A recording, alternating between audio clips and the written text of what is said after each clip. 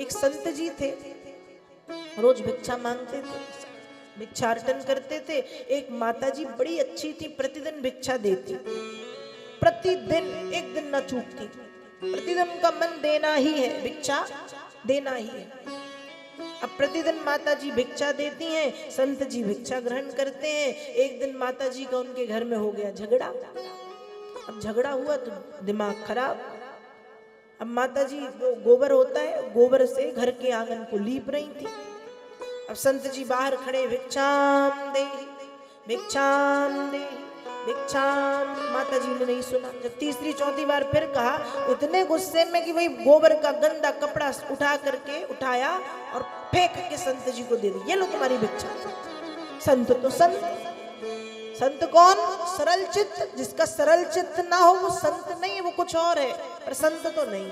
क्योंकि संत में विनम्रता, सरलता, ममता, प्रेम सब होता है। तो संत ने वही जो गंदा कपड़ा था वही लिया और अपने आश्रम में आए, उसी गंदे कपड़े को धोया, धो के सूखने डाल दिया कि चलो माता जी ने यही भिक्षा दी, आएगी किसी काम में।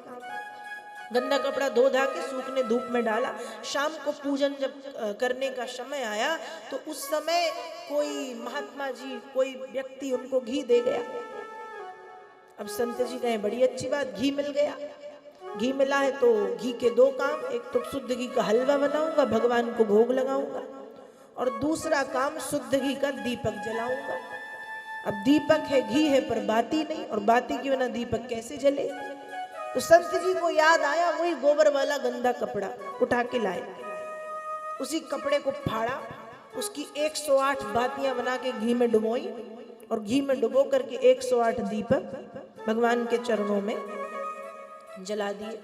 जब 108 दीपक भगवान के चरणों में जलाए तो उन दीपकों से भी आवाज आ रही है, धन्य है सतपुरुषों का संग, धन्य है सतपुरुषों का संग, बदल देता जीवन का ढंग, धन्य है सतपुरुषों का संग।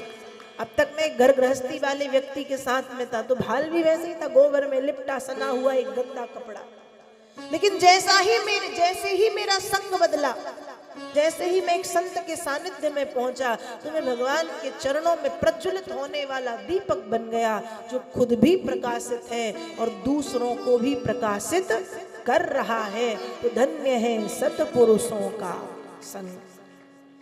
अच्छा संग ऐसे ही व्यक्ति के जीवन को बदलता है, इसलिए संग अच्छा हो। अच्छा संग आपकी सोच को बदलेगा, अच्छा संग आपके विचारों को बदलेगा, अच्छा संग आपके उठने बैठने के तरीकों को बदलेगा, अच्छा संग आप में विनम्रता लाएगा, अच्छा संग आपको सकारात्मकता से भरेगा। इसलिए संग कैसा होना चाहिए?